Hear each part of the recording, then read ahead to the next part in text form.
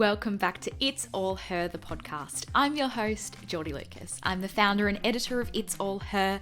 I was an actress in a previous life and I'm a mum to a toddler. I've got a lot going on and I have a passion for helping women live simpler, better lives. For the latest in lifestyle and entertainment news, head to itsallher.com. Welcome, how are you? Happy Monday, if today is the day that you are listening to the podcast. I hope you had a wonderful weekend. Ours was very quiet. My little girl was sick towards the end of last week and we ended up in the hospital because there was a suspicion of COVID. So the GP wouldn't see her, but I still wanted her to be assessed. So we ended up in the emergency room on Friday afternoon. And let me tell you, our health system is broken. It was such a sad state of affairs.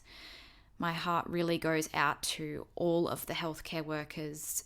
You deserve a raise and better working conditions. I have none of the answers, but I am just so sorry that this is happening. It is just awful. Moving on to my recommendation this week to make your life simpler and better. This is a beauty one. At-home dye kits for your brows. Now, this is going to save you money and it's going to save you time trying to make an appointment at a salon. I have dark brows, but they're quite sparse. And I've found the 1,000-hour at-home dye kits amazing. They only take about 10 minutes. They last for a few weeks. So give it a go and let me know your thoughts. And let me know if you love any other brands too, because I'd be keen to try them out. Now, this week's guest is an exciting one. Are you ready? Melissa Leong is the Masterchef judge we all have a girl crush on. She has an effortless style, a way with words, and a down-to-earth manner that makes you feel like you are catching up with an old friend. I sat down and had a chat with Mel, and she shared why her initial reaction to judging on Masterchef was a no, how she sets boundaries with the media and social media, and her brand new children's book, A Taste Adventure, which my little girl absolutely loves, by the way. Here's my chat with Melissa Leong. Melissa Leong, thank you so much for joining us this week on the podcast. Everyone is so excited to hear from you. You have such a legion of female fans. There's something about you that women just love. I just have to tell you that. You've got a lot of girls who've got girl crushes on you. That makes me feel very loved and really, I love hearing it because honestly, there have been periods in my life where I have really just been so grateful for other women supporting me and lifting me up and giving me great advice or telling me the truth I need to hear. And I really believe in being part of that, I think it's really important for us all to sort of see where we can support each other and cheer each other on when we're doing well. And there's enough oxygen in the room for all of us to succeed. And I think we should all remember that because some people don't remember that often as they should. Yeah, especially within the media. Yep. I think in the Australian media landscape, because it's so small, I have certainly found in my experience that there's a lot of that if someone else is succeeding, they're taking up a spot that, how dare they succeed? Because of course it must be at the detriment of someone else. Yeah, totally. That is exactly how it works. Only one of us can exist in excessive popularity at any given moment, and everybody else needs to take a step back. So anyway, look, all with a grain of salt. I'm very appreciative of, being where I am at the moment. It's the Australian media have been good to me, but they haven't always, and they won't always. And I think it's just a matter of appreciating what you have when you have it, and being graceful in all other times. Yeah. I want to talk about how you maintain your grace in the media, but let's take it back to your early life. Sure. Growing up as a young girl, what were some of your goals and aspirations? I was very unclear as to what I wanted to do when I grew up. And I always felt a little bit like there might be something wrong with me because I didn't have a clear idea of my path. And I think what's really great about being an adult now is being able to say to people much younger than me, it's okay not to know what you want to do when you grow up. I still don't know all of the edges of, who I want to be and what I want to do, in the future. So it's absolutely okay to not have everything figured out when you're little, because you will figure it out as you go along. And just by being, you are figuring it out, which is a really cool thing about the slow incremental sort of changes that we don't necessarily receive on a daily basis. So I remember being a pretty defiant kid. I think that I always understood that being me in my skin, being the daughter of migrants from Singapore to an ethnically Chinese family, meant all of the stereotypes are true, like parents sacrifice in order for us to be in a new country. Their expectations are high. And I always wanted to meet those things. But at the same time, I always wanted to defy what was expected of someone who looked like me and what they could do. So I always loved to do things like push to go to nippers and how to surf and rock climb and do all of the things that they didn't think girls should do, or that ethnic girls should do. And I think I really hold on to that defiant quality. And I think it's given me a lot of my fighting spirit. It's given me a little bit more resilience to push back when people say that's not for you. Because who are you to decide what's for me? I actually had this conversation with Maria Thatil, and she was talking about this idea of being a third culture kid, of growing up, and she sort of neglected or pushed back certain parts of her culture. And it's only now that she's sort of reconnected with those roots. Did you feel a sense of pushing down your Chinese and Singaporean culture when you were growing up? Speaking of that third culture, it's a phenomenon that's been discussed a lot lately. And a friend of mine, Hetty McKinnon, she's a cookbook author, and she wrote a beautiful book called To Asia with Love. And she also comes from an ethnically Chinese background. Her husband is Anglo. They live in Brooklyn.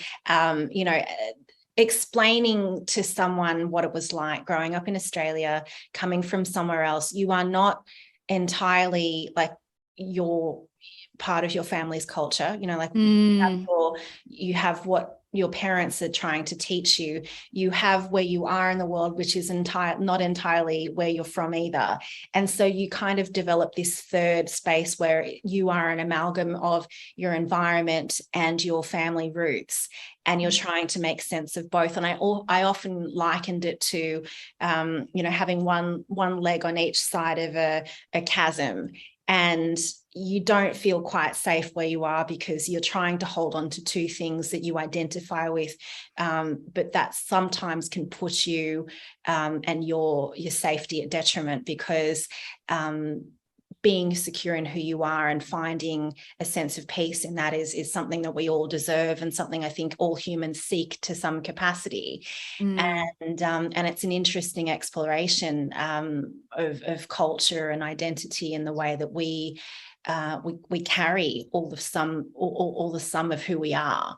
And to your comment about what Maria said, I can absolutely identify with that. I grew up in a pretty Anglo neighborhood growing up in the Shire in Sydney, and I just wanted to fit in, because all kids want to do, no matter where you're from, is you want to fit in, you want to feel accepted, and you want to be able to, have a happy life and have friends. And so I definitely watched myself quell certain parts of my culture in a school context in order to fit in, and I always sort of bucked against sort of being too Chinese, but at the same time, I was an A-type personality who did 65 different sports and music and Kumon and all the rest of it, so I was still very culturally Chinese in many ways. I just sort of hid that away, and I had a conversation with my mother about it,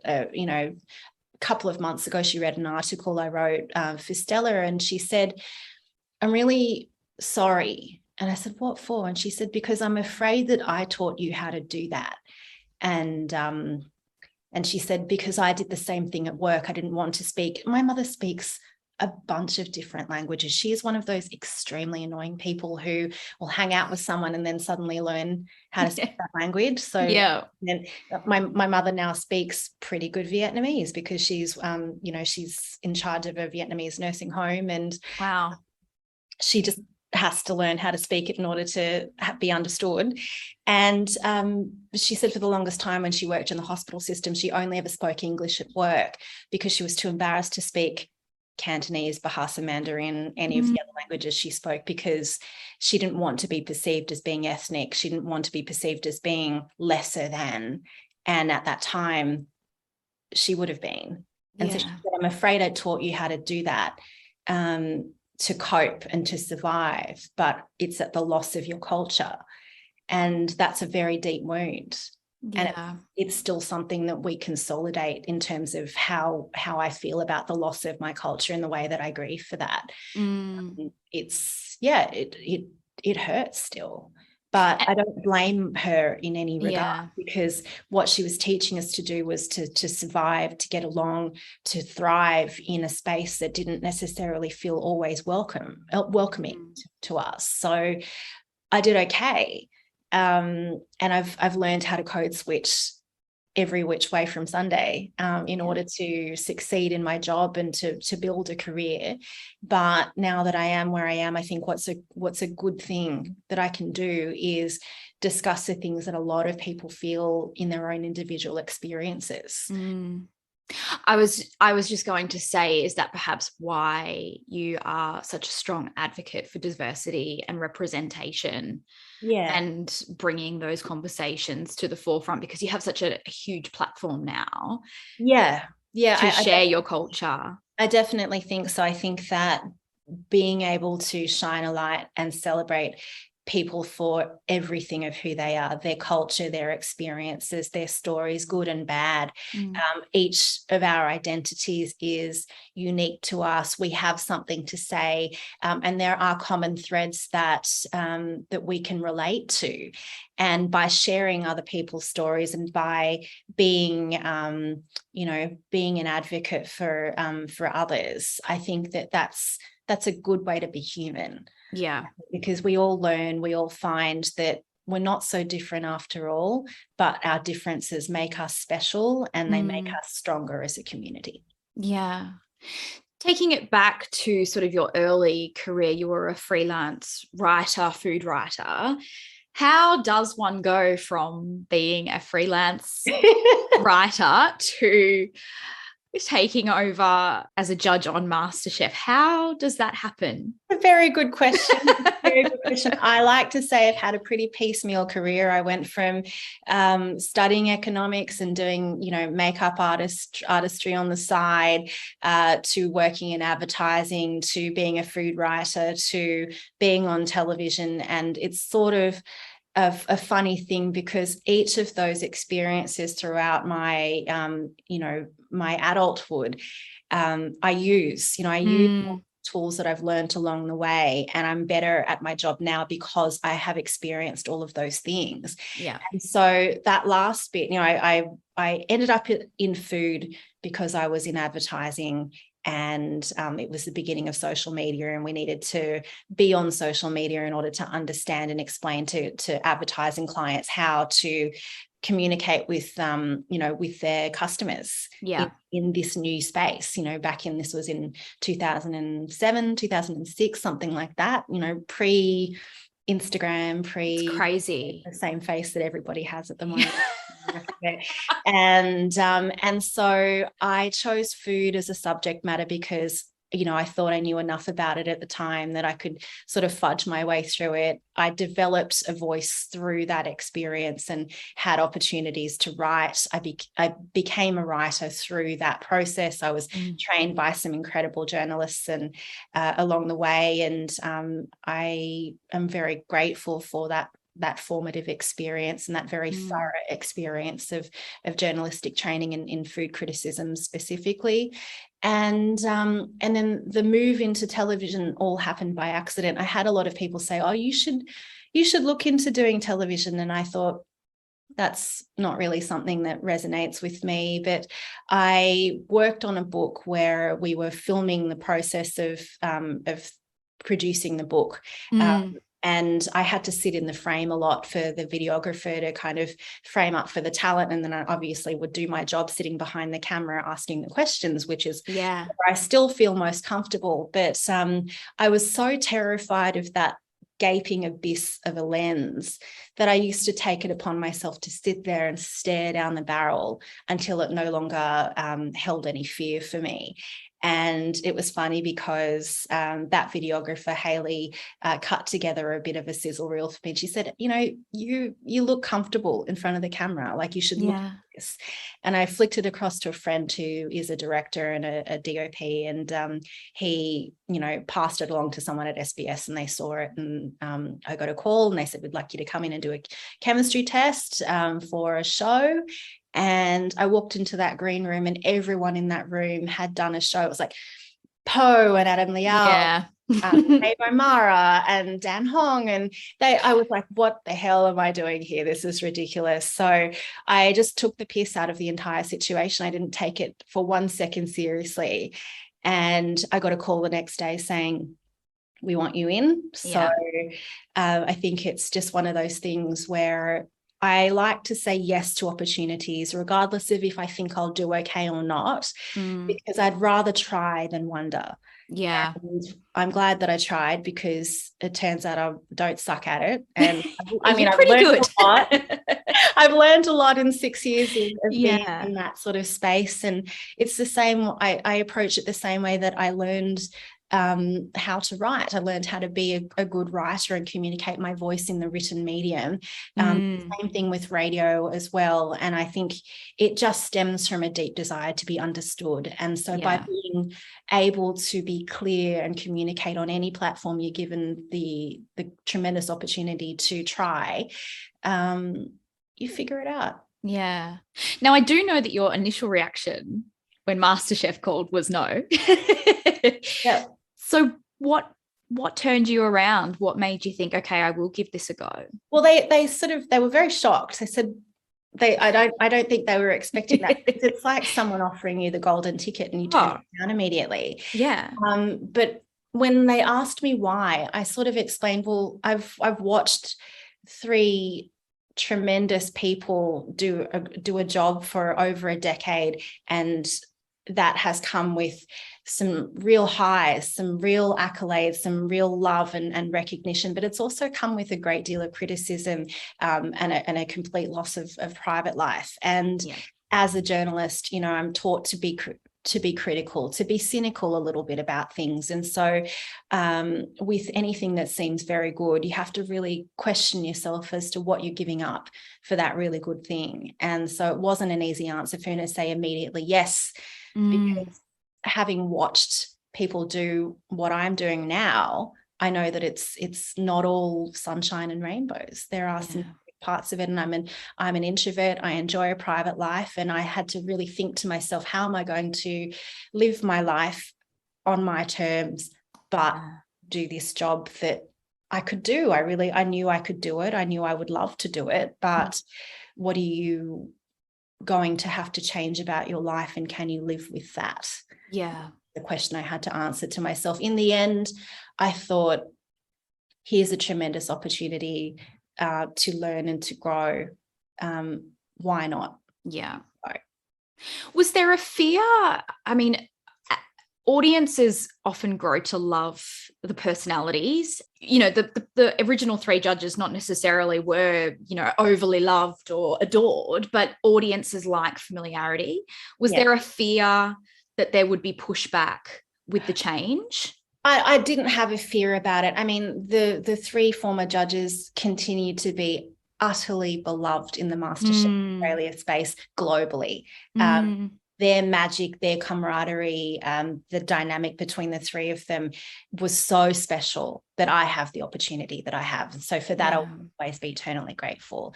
A lot of people said, well, you know, they're big shoes to fill. And I remember Waleed asking me that on day one, you know, after the upfronts had happened. Yeah. I remember lifting up my foot, and I was wearing this beautiful pair of Charlotte Olympia shoes. And I said, I really like my shoes. I think I'll continue to wear my own. Yeah. And that's the way that, you know, the three of us, Jock, Andy and myself, really approached this next phase. It was, we can only be the best version of ourselves and support each other through that experience. And so I'm very grateful to walk alongside two funny, smart, caring, lovely people. And you're a hot trio too. Let's not, like, it's a sexy trio. We do okay, you know. We do okay. You know, like, I love the finale and the grand finale, because, you know, the boys look like, you know, Bond. It's awesome. And I get to wear a great frock, and you know, it's us being us, and we're only trying to be the best version of who we are. And I always like to say, whoever comes next will also, I'm sure, do an amazing job just being themselves. It's not about trying to emulate what has come before. It's about redefining who you are, and what you do with your era of your opportunities. So I think that took a lot of the fear away from it, because I figured, if I'm being encouraged to only be myself, that's all I need to focus on. Yeah. And there's a certain magic with MasterChef. I was at an event a few weeks ago, and I was talking to Tony Scaife, who is one of the Channel 10 execs who's responsible for MasterChef being on our screens. And we were saying there's really not a show like MasterChef, in the sense that it is purely just about the food and the love that the contestants have of the food. There's no drama, there's no mayo, it's just that. It's just a delight. Yeah. And I think that's why it is so special. Yeah. I think that, you know, people sort of say, oh, you know, don't you think people will get tired of food? I'm like, how can people get tired of food? We literally need food to survive. Yeah. And through food, there will be an infinite amount of stories and perspectives on that dish and that dish alone, let alone all of the dishes that can exist. And so that's why I think the concept is evergreen, is because we're talking about food, we're talking about a love of food, and ultimately it's human connection. Yeah. No, it's really human connection that we're celebrating here. And every single human has a story that deserves to be told and is completely valid. And so every time we have a new crop of contestants come through, that's a whole new dynamic of energy and people. And there is drama that happens, but it's drama that happens through the course of the competition. It exists because it exists, and the beautiful production company that we work with, and our amazing, you know, camera team and lighting team and sound and food, they all work together to really create this magical place where anything can happen. And they're going to capture it and celebrate it in a really beautiful way. So it's nice to be part of an amazing team. You're so well liked, and we spoke. You are. Let's be honest. And we spoke before about, you know, the invasive nature of the media, and how you have had to sort of relinquish anonymity. How do you reconcile? Because the public, whether we like it or not, will feel as if they're owed something from you as a public figure. And I think public figures, there is an element of, you do have to give a certain amount away. How do you reconcile that within yourself, of giving just enough, but setting those boundaries? I'm interested to know how you deal with it as well, because, you know, everybody's sort of approaching it with, you just, you know, you do the best that you can. For me, you know, it's still a work in progress. I'm quite firm about specific boundaries that allow the people in my life that I love to have the comfort of anonymity or privacy that they need and they want and they deserve. But at the same time, we all know that the feeling of connection comes from being real, and it comes from sharing, and it comes from being pretty raw about things that connect us, and not all of those things are good things. So I tend to kind of find that if it's an experience I'm having that I know is is common to a lot of people, talking about depression, mental health, anxiety, these are all things that at some point in our life inevitably we will encounter within ourselves or within someone that we love, or our friends and families and our communities. So if I can talk about how I'm dealing with it and the fact that I am experiencing it in general, then there's a common good that comes out of sharing the experience. I draw the line at, sharing too much of my private life beyond that. And it's just a work in progress. Some days I'll feel a little bit more open and a bit more generous. Some days I'll feel like I really don't want to ever talk about certain things ever again. And it's this ongoing thing. And privacy is a challenging thing. There was a period of time where I would have dudes with long lenses parked outside my house, and I didn't know sometimes that I was being followed. At the beginning I was pretty naive. I didn't really know to look out for for people in cars with cameras, and it's usually massively creepy dudes, because they have no problems following a solo woman around all day for weeks. And like that bit's terrifying. That bit, that is have awful. Massive anxiety attacks. There was a period of time where I would just not leave the house because I didn't want to deal with it, and I couldn't handle the stress and the anxiety about it. I'm much better about it now, and I'm much better about kind of just living my life and not worrying about things that I can't control. But there is a certain amount of, in the back of your mind, how you conduct yourself, the things that you say can be used against you sometimes. And I mean, how do you cope with it? I mean, I certainly have much less of a profile than you, but I kind of have the same outlook on it, that if it's going to help other women, or people, people in general. I suffered a pregnancy loss earlier this year, and I made the decision to talk about that because it's so common.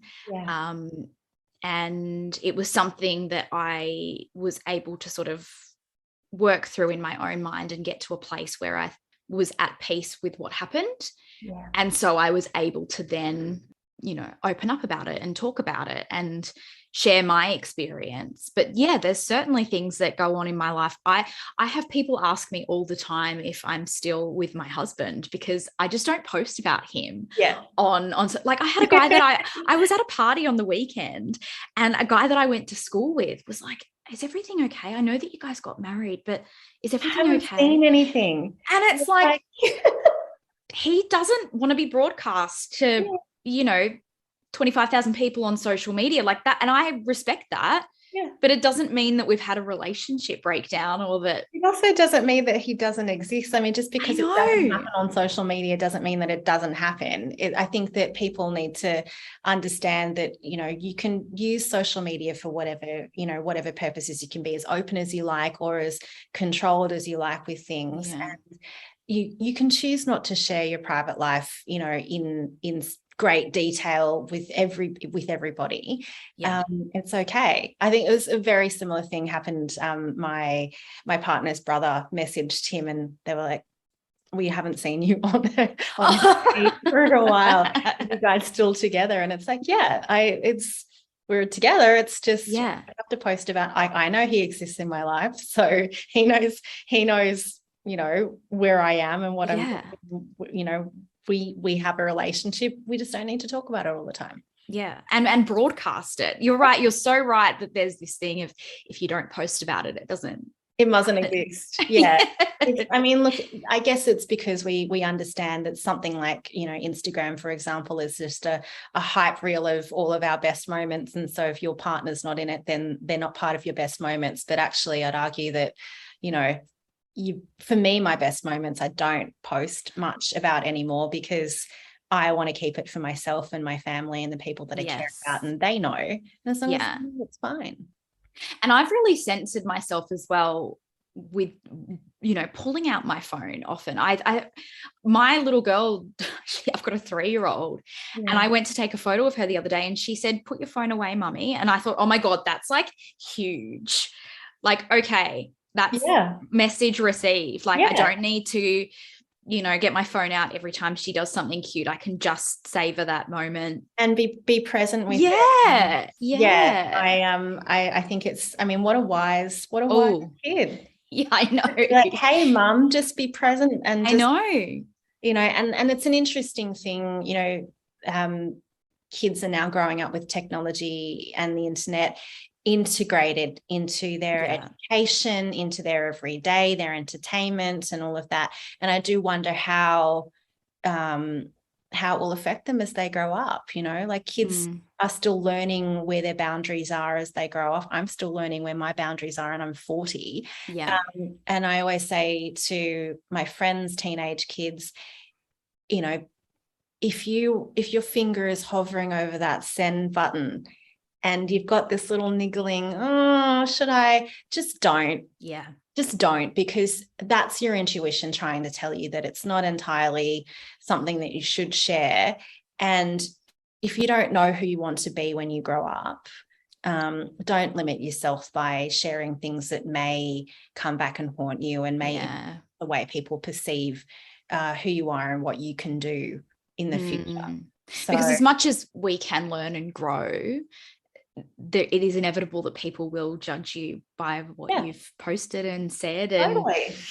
I mean, I got judged based on a tweet I wrote 7 years before I joined Masterchef. And you must be judged and held to that opinion that you had in that moment. Exactly. They were like, oh, you know, new judge writes, you know, scathing post about the show. And all it was something so minor as, if you want to get a job if you want to be a chef, go to a restaurant and get a job. Yeah, right. If you want to be on MasterChef because you want to build a platform and a community and whatever, then just say that's what you want to do, because that's absolutely fine too. And you can find a whole new other way to be in food as well that is completely valid and awesome, and it's a different experience. But if you're just saying you want to be a chef, there are much easier ways to go about it than to put your life on hold for potentially 5-6 months and lock yourself in a studio with us crazy people. Yeah. So, and the fact that people just decided that they wanted to like tear you down based on an innocuous tweet. In my case, it was like literally nothing, and I still had to be called to answer for it. Yeah. So let alone, you know, kids posting silly jokes to each other and how they can be interpreted later on when they're older and wiser. I definitely feel for them. Yeah. Just on that, do you think that women are held to a higher standard in media than male counterparts? Totally. Yeah. Totally. I mean, you know, we are expected to be, you know, the nurturers and the virtuous people and the whatever. Or if we're choosing not to be and we're bombastic and we share and we're, you know, a little bit crass, or we're very open about talking about taboo subjects, we must be some other kind of person. It's like women are, and humans are, multifaceted beings that are capable of a multitude of perspectives and layered in personality. So why should we not be able to celebrate all of the nuances that make us wonderfully human, instead of being typecast into certain expectations of who we are and who we should be? You know, if I listen to the media in terms of what I should be a quiet, agreeable, sweet, subservient lady who doesn't complain about things. It's like, fuck that shit. Yeah. Why should I do that? That sounds completely awful to me. And the way that men are adored for being fierce and going after what they want, whereas women who do that are, you know, bitches. Or that's it. That classic Taylor Swift quote where she was talking about, well, if it's you know, if it's a woman, she's calculating, but if it's a man, he's strategic. And isn't that an interesting choice of language? I mean, words are my bread and butter. Yeah. The nuance of language is meaningful, and the way that we choose to paint people with words is very interesting. And I remember having a conversation with Emma Rasciano on her podcast a while ago about the way media write about women versus men, and sometimes it's women writing about which is even more disappointing. Which is disappointing, but it's also, you know, we can't stop and think for a second. It's their choice. You know, they are part of a endemic patriarchal system that is forcing them to, you know, write a certain way, and it sucks and it needs to change. And I said then, you know, I throw down the gauntlet to any woman working in tabloid media. You can write about things that are gossip worthy, that are able to embed the female agenda and balance out the conversation. It doesn't always have to be about tearing strips off women in order to gain clicks and to guarantee the sustainability of your publication. We can write intelligently about gossip, because gossip is just part of human nature. It has thousands of years. We can do it in a way that doesn't just denigrate our sex. I mean, one of the reasons that I started It's All Her was because I was so frustrated with the way that media were writing and portraying women and asking ridiculous questions that men just do not get asked, such as, you know, when are you having babies? so and so's weight loss, you know, all this sort of stuff that does not assist women at all. But it's aimed at women, and it is horrific that it's often women that are writing it.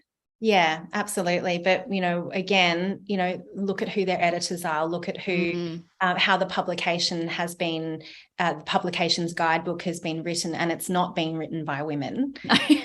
So it isn't, is it? So, you know, I'm empathetic towards women in tabloid media, but at the same time, I invite them to guerrilla warfare style, push back, fuck things up from the inside, and eventually things will change. And I really have the greatest of hope that that call gets heard, and that, you know, there will, like I said, there will always be room for gossip media and entertainment media, for sure. But there's a way to do it that doesn't end up, you know, perpetuating stereotypes and expectations on women that do not serve us well. No. Speaking of words, you have released your book, A Taste Adventure. Oh, really? A copy that you have prepared earlier. My little girl, she is just about to turn 3. She loved the book. Why a children's book? Okay, 2 reasons. One of them, the cynical reason being that the second you get into a job like mine, publishers will start hounding you to sign a book deal. Yeah. And I know that people wanted an autobiography or a memoir or a book or something like that. And like I said before, defiance is in my DNA. So I said, okay, you want a book? You want a book? All right, I'll write you a kid's book. And it was just my way of being able to do things on my terms. And yes, I'll write, you know, the life and times of whatever at some point, or I'll write a cookbook or whatever else I choose to do. But I like the idea of a kid's book because I am so grateful that I grew up in a family where food is something that was part of the love language. It was exciting. I loved exploring food. And so I wanted to be able to communicate the joy of discovery of flavor in a way that kids could relate to and maybe get a bit excited about trying new things. And so, you know, my goddaughter is 8 and her brother is sort of 9.5, 10. And so, you know, they grow up in a family that, again, restaurant family, hospitality family. They know and love good food, but kids are always discovering new things, and as their palates change, they will love things that they didn't before. They will dislike things that they loved before. And it's just an ongoing conversation about always being open. So the challenge was to describe the sensations of flavor, so sweet, sour, salty, bitter, spicy, umami, in a way that kids could understand. And I thought conceptually that was really smart. I'm like, yeah, that's a great concept. And then I sat down and started thinking about how do you describe what the flavor sweet is to a kid. It's not easy. It's really not easy. But I took it on as an intellectual writing exercise to try and find the feeling and the words that would speak to families and to little kids. In a way that was educational and informative, but just felt effortless and fun. And if I could do that to some degree of success, then I will have achieved my goal. And so I'm really so pleased with the book, and I love the illustrations. I'm so glad they're beautiful. To work with two incredible artists. Kit, I've known since we were in our early 20s, when we didn't know what we wanted to do, when we were living in Sydney and you know, just figuring it out. And she was really she was deeply into craft then, and she's now she makes paper sculptures for Hermes and Tiffany's and all kinds of things. So this illustration on the cover is actually 3D because it's a sculpture. She's actually made it. Oh wow. And it's been photographed to look like it has a bit of dimension there. And then the internal illustrations by Eleonora Rosio, I just love her work because it sort of has this joyous, fun, bright kind of organic feel to it. And the way that she interpreted all the nuances that kids can be, the way that she celebrated cuisine and culture in a way that just felt so inclusive and joyous, was something I'm just so proud to know these women and to have produced something together that kind of sings, and it's greater than the sum of its parts. Yeah. I mean, anything that gets kids excited and interested in food, because anyone will know who has a child in their home that food is sometimes a point of contention, but to also be educating kids, expanding their awareness of culture and cuisine. Yeah. You know, my girl's 3, she's going to kinder next year, and she's about to start this journey of meeting, you know, kids, and she'll meet children from all different cultures, and that's really exciting to be able to read this book to her. And I actually listen to Em Rusciano's podcast every week. I'm a massive fan. And she says that she got bullied at school for, you know, her lunchbox smelling different. So anything that we can do to celebrate those differences within kids is really important. Absolutely. It's changing that perception of like, ooh, what is that smell to, ooh, what is that smell? Yeah. And all it is curiosity, right? Because we don't know what we don't know. And it's human nature to sort of be rebuffed by something that is foreign to our natural experience. But what kids are great at doing is being very flexible and open to learning. And so it's really just a shift in perspective,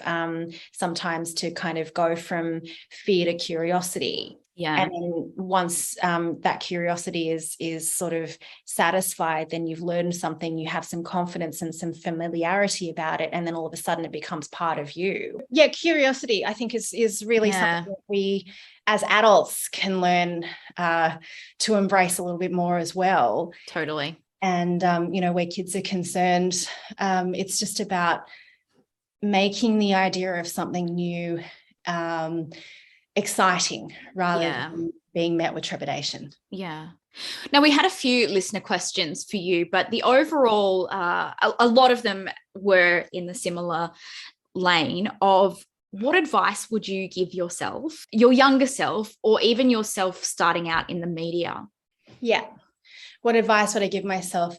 The same advice I told myself at the time, which was what is meant to happen will happen. Mm-hmm. So there is no point comparing yourself and looking at someone that is on a similar trajectory to you and they achieve something huge and you think, well, that should have been me. Well, it wasn't you. Yeah. It wasn't meant for you. And that's okay, because something else is meant for you. And if you run your own race, then it's okay. You'll figure it out. Yeah. I think that being competitive can be healthy. It can give you something to strive for and make you a little bit hungrier and a little bit sharper. But I'm always really mindful to be excited for other people's success, because they deserve it. They work hard just as much as you and I work really hard at what we do. Everybody else out there is also hustling too, and their successes are worthy of celebration and support. Because it comes at your perceived detriment is a silly notion, because it was just never meant to be for you. Yeah. So that's something that I would tell myself then. I did tell myself then, and I'm really glad that that was something that was just part of my developing language for myself. And the other thing is that there are going to be people who will tell you no and will not believe you can, but it's not up to them. Yeah.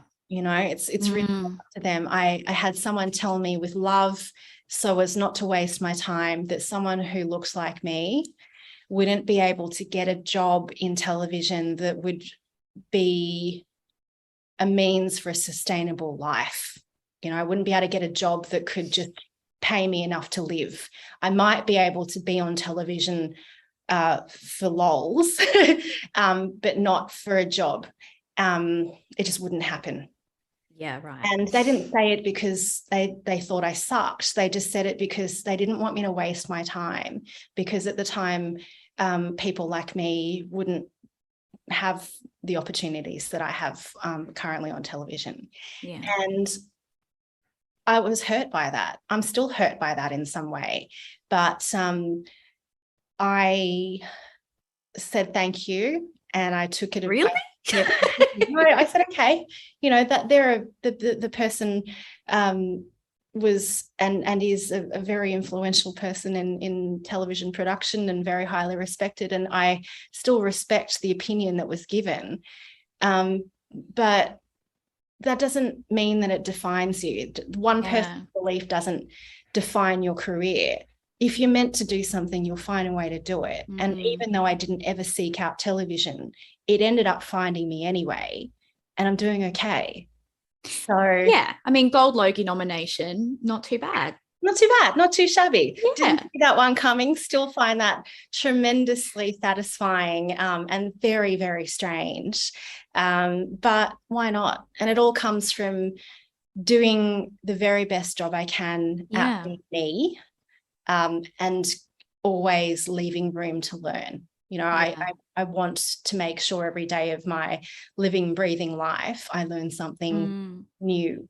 And that can only be a good thing. To be in a constant phase of learning means you'll always be a little bit humbled by the world around you.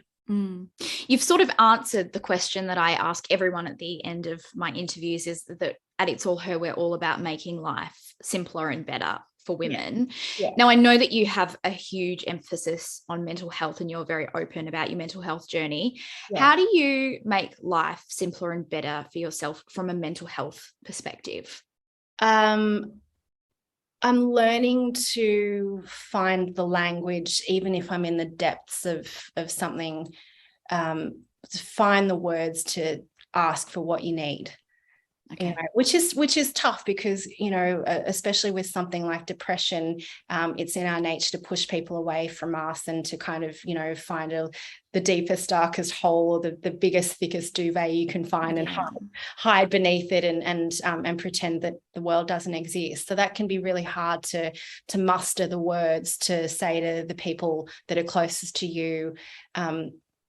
I need someone to come and help me tidy the house so that my brain feels a little bit calmer, or I need some space, or no to that project, no to that interview, as advantageous as it might be, So it's about learning to speak and function through whatever's going on. That is not always easy. But it takes practice. I'm getting better at it the older that I get. Yeah. But yeah, I think what makes my life easier is learning how to say no. and just remembering that if things are meant to happen a certain way, then they'll happen regardless of if you say yes or no. Yeah. So if it's better for you on that day to not take that job, so that you can rest, yes, then do that. I cancelled an appointment that I had at 4:00 today for that exact reason. But it's a big week. Mental health is important, and work opportunities will always be there. Yeah. And you learn to prioritize certain things. So, on the day, what are the things you need to do? Do those things. And the things that can be left till tomorrow or the next day or next week or whatever it is, then don't push yourself to do them. And it's hard. Like I'm a A-type personality. I want to check everything off the list. If I set 10 goals for the day, I want to achieve all 10 goals. But there is a sliding scale of some of those things are more important than others. So I've learned to be kinder to myself, to say, okay, let's just do the things we know we definitely need to do. Yeah. And the things that can wait till tomorrow, just let them be for tomorrow. Yeah. Like, tomorrow Mel can figure out. Deal with those. Right? So totally. Yeah, that would be my tip. Melissa, thank you so much for being so open with us this week. The book is out now, A Taste Adventure with Melissa Leong. Thank you so much for your time. Thank you very much for having me. How much do we love Melissa Leong? She is phenomenal. If you have loved this episode as much as I have, please rate, review, and subscribe wherever you get your podcasts. Recommend us to a friend, and I will be back in your ears very soon.